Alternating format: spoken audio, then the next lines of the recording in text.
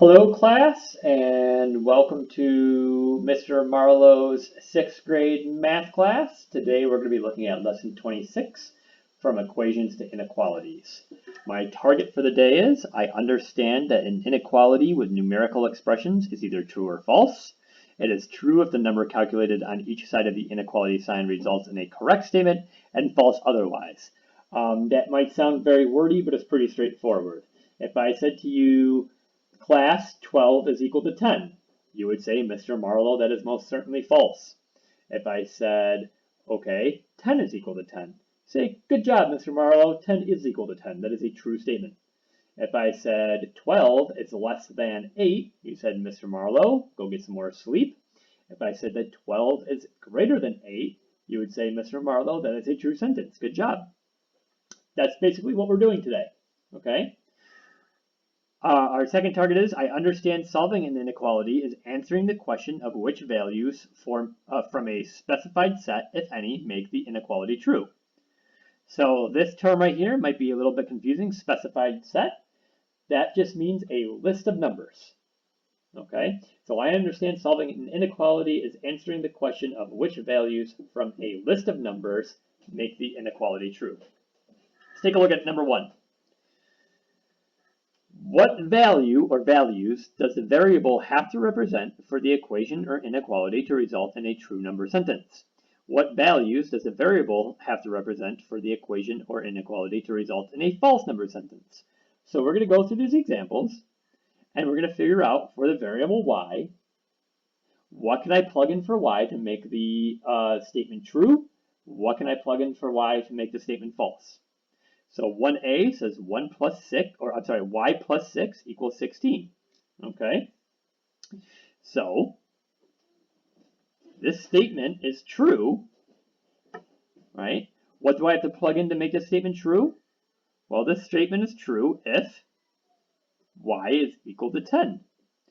If I plug in a 10 for y, 10 plus 6 is equal to 16. And 16 is equal to 16, so that would be a true statement. It is false if y does not equal 10. So, any other number that I plug into this statement for y will result in a false statement. If I plug in 9 for y, 9 plus 6 is 15. 15 does not equal 16, so that would be false. If I plugged in 11, right, 11 plus 6 is 17. 17 does not equal 16, so that would again would be false. Let's take a look at 1b here. Y plus 6 is greater than 16. So, how would I make this statement true? Well, this statement is true if y is any number that's greater than 10, right? If I plug in 11, well, 11 plus 6 is 17, and 17 is indeed greater than 16, so that would be true. If I plug in 12, right, 12 plus 6 is 18, 18 is greater than 16. Again, that would be true, okay? This statement would be false, right, if y is any number less than 10, okay? If I plug in any number here that's less than 10, okay, actually this should be less than or equal to 10, right? If I plug in any number here that's less than or equal to 10, this will be false. If I plug in 9 here, 9 plus 6 is 15. 15 isn't greater than 16. It's less than 16, so this would be false. If I plug in 10 here, I would get 10 plus 6 is equal to 16, but this would then be saying that 16 is greater than 16, and 16 is not greater than 16. 16 is equal to 16. So this is false if I plug in any number, right, any number for y that's less than or equal to 10. All right, let's take a look at 1c. Y plus 6, right, is greater than or equal to 16. Okay, so this number sentence is going to be true if y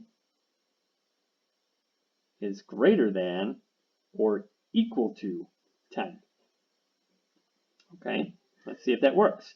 If I plug in y is greater than or equal to 10, if I plug in a value for y that's greater than 10, say 11, 11 plus 6 is 17, and 17 is indeed greater than or equal to 16.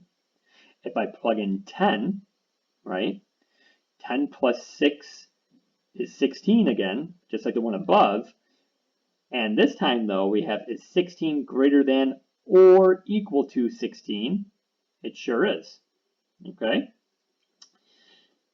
This number sentence is false, right, if y is less than 10. So if I plug in any number for y that's less than 10, this number sentence will be false. Let's take a look at 2a. 3g, or 3 times g, is equal to 15. So what value or values can I plug in for g to make this a true statement? Well, what times 3 is equal to 15? 5. So this is only true if g is equal to 5. Any other value, and it will be false.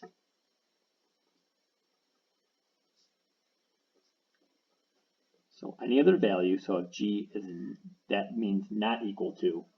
So it's false if g is not equal to 5. The only number I can plug in to this sentence to make it true is 5. All right, let's take a look at this one. 2b, 3 times g, right, is less than 15. Okay, so this statement is going to be true if g is less than 5. This will only be true if I plug in a number that's less than 5. If I plug in 5, I'll get 3 times 5 is 15, and 15 is not less than 15. 15 is equal to 15, so I can't plug in 5. If I plug in any number smaller than 5, this will work out and be true. If I plug in 4 for g, I'll have 3 times 4, which is 12, and 12 is indeed 15. Oh, I'm sorry, 12 is indeed less than 15. Whew, need more coffee. This statement will be false, as we just said, if g is greater than or equal to 5. Probably write that a little bit neater. Hopefully you can, yeah, I'm going to write that a little bit neater. This will be false if g is greater than or equal to 5. Okay, if I plug in any number here that's greater than or equal to 5, if I plug in 6, 3 times 6 is 18. 18 is not less than 15, so that'll be false. All right. Last one up here, 2c. 3g is less than or equal to 15, right? Well, this statement will be true if g is less than or equal to 5. Okay? Less than or equal to. Let's see now. If I plug in, if I say g is equal to 4, well, 3 times 4 is 12. 12 is indeed less than or equal to 15.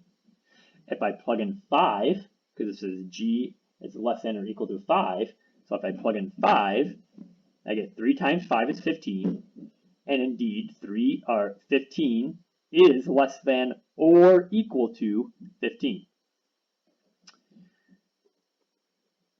This number sentence is false if g is greater than 5.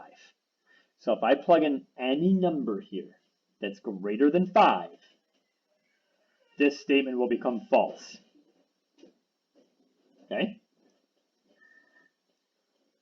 So this is going to kind of look like, this example right here is going to look like what's on your problem set. It says, which of the following numbers, if any, make the equation or inequality true? Now, this right here is a set of numbers. These little funny looking brackets here, that represents a set of numbers. That means everything between those two brackets is in our set of numbers. So we're going to look at 2a. m plus 4 equals 12. And we need to pick the numbers out of this set that make this equation true. So let's go through one by one. If I plug in 0 for m, I get 0 plus 4 is 4. Is 4 equal to 12? No. So 0 is not one of our answers.